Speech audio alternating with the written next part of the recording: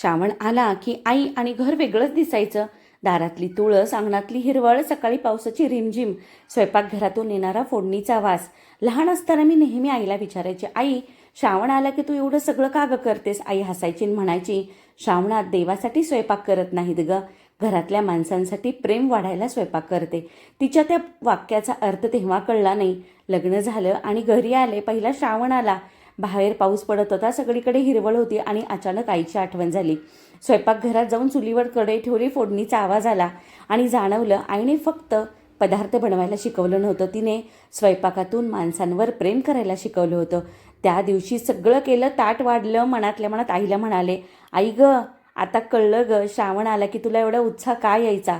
कारण ऋतू, निसर्ग बदलत नाही, ते आपल्यातल्या जुन्या आठवणी जाग्या करतात.